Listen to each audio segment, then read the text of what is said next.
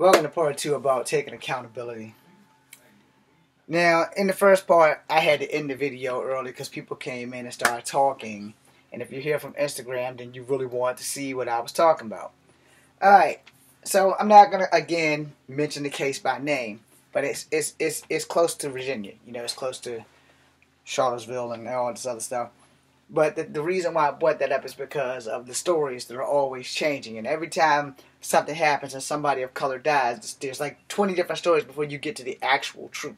And then when there's video in the mix, there's doctored footage or there's possibly doctored footage. And like I said, everybody running around with these things don't ever catch the action as it's starting.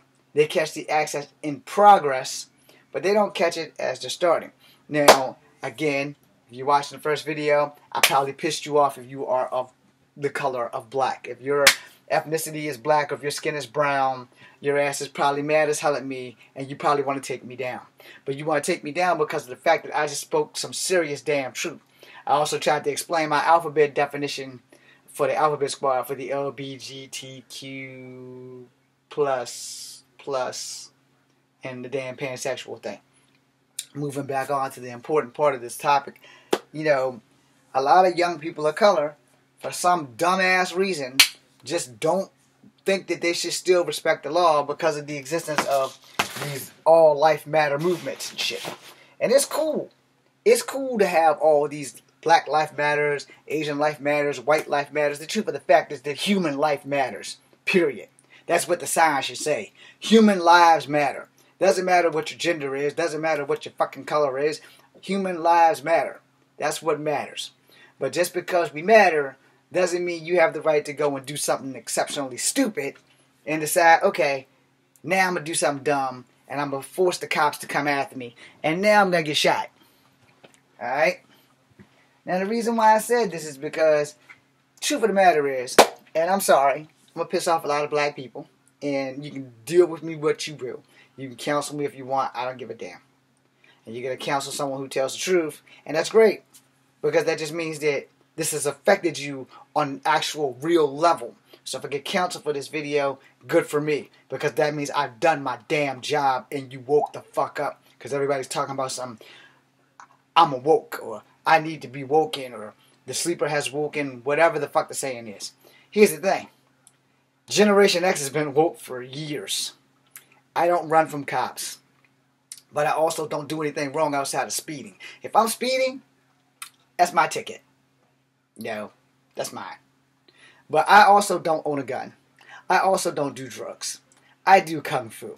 I have better things to do with my time than put shit in my body that's going to take years off my life. I got better things to do with my time than sacrifice my freedom to prove to somebody that I'm somebody. I may never be nobody until I'm dead. And that's fine. But I'm not going to be that guy that you're hovering over my tombstone saying, yeah, this son of a bitch was a no-down, low-down bastard that did all this dumb shit. No. This motherfucker has failed at damn near every adventure that he's tried in life. But he never really broke the law. I was told at a young age, you know, there's consequences with your actions. But apparently because back in the 70s and 80s, ass whippings was a thing, and I got plenty of them, which is why I've never been the fuck to jail. Have I been handcuffed? Yes. I've been handcuffed at least twice, and both times it wasn't even my fault. I got handcuffed because two of my cousins was fighting over a fucking cigarette. I got handcuffed because one of my cousins stole a vehicle and my dumb ass was driving it. I own that shit. But see, both times, I was the right place at the wrong motherfucking time, and sadly, I was that fucking guy. You know, I got hit in the eye twice for the stolen van. All is forgiven but never forgotten. Now here's the thing. I've never been in trouble in school outside of getting a detention for being early to class.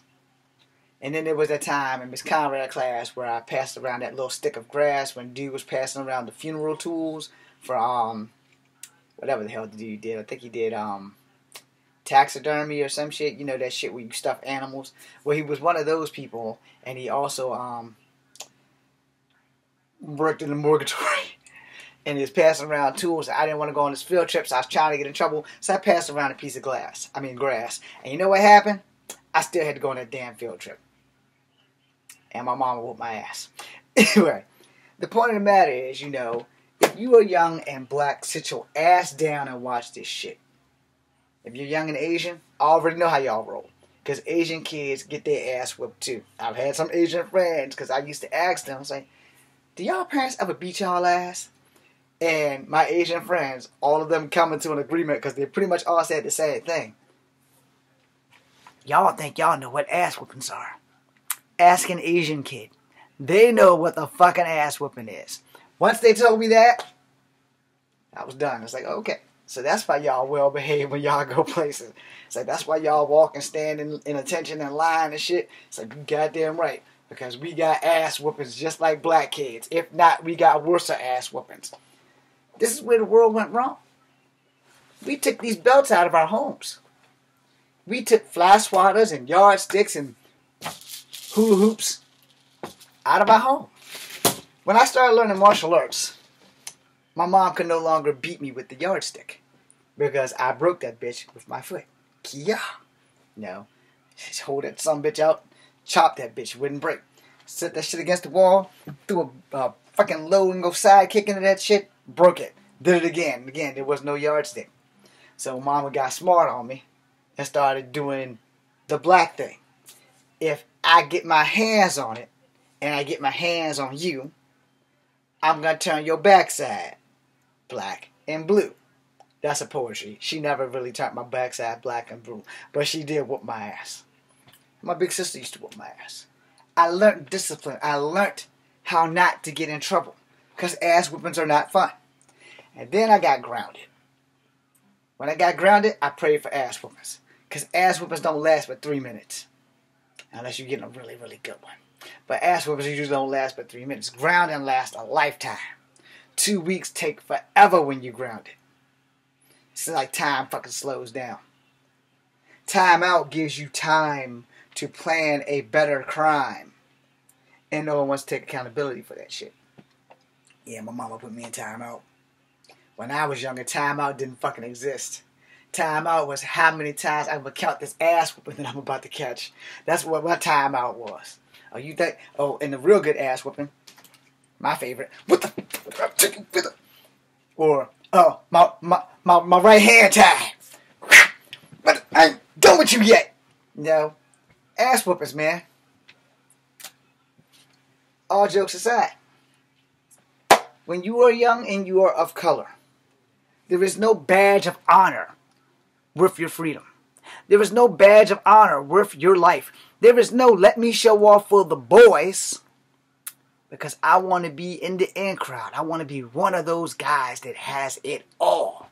And I want to be the guy that everybody wants to be like. So I'm going to go and do dumb shit. I'm going to go rob this place.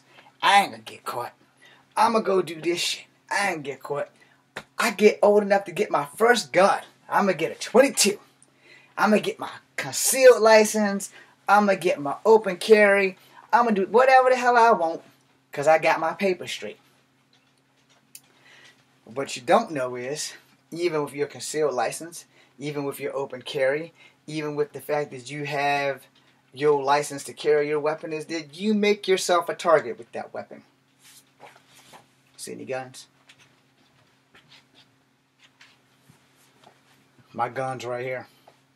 Always have been. Even if I'm going to get my ass kicked, my guns are right here. And here. And here. And there. Because I fight. It's what I fucking do. But there comes a time when you don't fight. You can be angry as fuck. But you don't fucking draw anything at a cop. You don't run from the cops. When you are color, what they fail to tell you is that a lot of cops don't give a damn that you are color. But 9 times out of 10, when you are colored, you are the victim of your own stupidity first, and then you are the victims of cops. Because see, you can calm a situation down if you choose to. Like I said, when I got hit in the face by the guy whose van I was driving, hit me in the face twice. And I was mad as fuck. And up until that cop set on me, I was going to kill this motherfucker. Point blank period. Because he skipped right up to the window. Boom! hit me in the face, cut my glasses. Where he broke my glasses, cut my eye.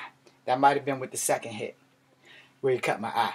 Or maybe it was the first hit. Either way, he hit me in the face twice. And I mean, he literally pissed me off. I didn't even know I could still take a hit to the face to that day. But he skipped right up there. And I was like, what the f? He hit me again. And when he hit me that second time, I woke the fuck up. Old school Project James, 12-year-old James, woke the fuck up. I was like, oh, this motherfucker's gonna die. He hit me, and he didn't put me to sleep. And not only did he hit me once, he hit me twice. I went for that seatbelt. The bitch wouldn't let me out. God was with that boy that night. He was a dead man. He didn't know who the fuck I was, but he tagged me in the face twice. I didn't know who the fuck he was. But after that second hit, I didn't give a shit. He was gonna die. Now see, what you fail to understand about the story is that my cousin stole this man's car. My dumb ass, trying to be a good person, drove him to where he stole the car from because the criminal always returns to the scene of the crime. That shit's a fucking fact. He tagged me in my eye. He broke my glasses. He cut me. When he broke my glasses, I was good. But when I felt the blood, he was dead. So, when I finally got out the seatbelt, the cop sat on me like this, put his gun leg on my leg, and put his forearm under my throat. Told me, I ain't going nowhere, son. What he didn't see was this hand was in his gun. And that's like, and he had a damn swivel holster. So all cops don't wear those swivel holsters. I swerved it up, and my pinky was in his trigger wall. I said, I actually got you. If I want you, all I gotta do is squeeze. My pinky's in your gun. He's like, what? I said, you heard me. My pinky's in your gun. I was like, now, all I want is that motherfucker to hit me in the face. Twice. I don't want you. I don't want to go to jail for killing a cop, but I will kill you. He said, well, you stole this man's car. I was like, hold on, this is my cousin's car. Took my hand out of his Twinkie. And he's like, what? I said, this is my cousin's car. Nah, son. That's his car. The guy that stole you in the face. It's like, by this time, they done locked the guy in the car. He's like, oh, hell no. I said, you mean I done been set up? So I stopped. Everything just stopped. Because I listened. I paid attention to what the cop said. Then I gave him arms. I didn't resist him. I didn't start no shit. I didn't let black pride get in my fucking way. I simply gave him my wrist. And he handcuffed me in the front because I was compliant. He didn't do the get your ass behind you shit. He handcuffed me in the front. This was before I went to the army. He handcuffed me in the front. Set me on the bench. Told me don't move. And everything would have been fine if the big brother didn't come over there and start running his mouth. I want to thank the K-9 cop that kept me from going to jail that night. So thank you, officer. But the fact of the matter is, I also kept myself from not killing a cop and not going to jail because my dumb ass complied. I'm here now to tell you that when you don't comply, when you do stupid shit, if you get shot dead, it's kind of your fault. Now everybody's going to type in this damn thing, you're victim blaming, you're victim blaming. Am I? Am I? See, I outwardly admit when I go speeding, that's my fault. It's my fault that I couldn't outrun the cop. It's my fault that I got caught. It's my fault that I started speeding in the first goddamn place. I'm owning that shit. How many of us own that shit before we start doing all this bullshit and then we want to say, here comes Black Lives Matter. And if I'm an Asian, here comes Asian Lives Matter. If I'm a white person, here comes White Lives Matter. I'm a human being. So where's the Human Lives Matter group? That's what really should be. All those groups need to combine forces and just say, Human Lives Matter. But this video ain't about that. This video is about accountability. This video is about a young man who don't want to respect authority. Now, when all you young people of color, and especially you young black people, get that raw hair up your ass, I'm not here to be the government sheep. I'm here for you to evaluate yourself before you get shot because you decided, I'm going to go out and be like everybody else. I ain't going to try to be different. I'm going to try to be like everybody else. Black people want to get in trouble. I want to get in trouble. Black people want to do something stupid. I want to do something stupid. Why? Because I want to be like every damn body else. There comes a point in time when living in the in crowd can cost you your fucking life. You may want to consider this before you do something stupid. Now again, I'm going to make a third part to this because I'm pretty sure I'm pissing off a lot of people right now. And when this is finally posted, I'm pretty sure that a lot of people are going to be like, nah, you need to cancel James Williams Jr. Yeah, cancel me for telling you the truth. Counsel me for being part black and telling young black people that this is not the way that you should be living your damn life.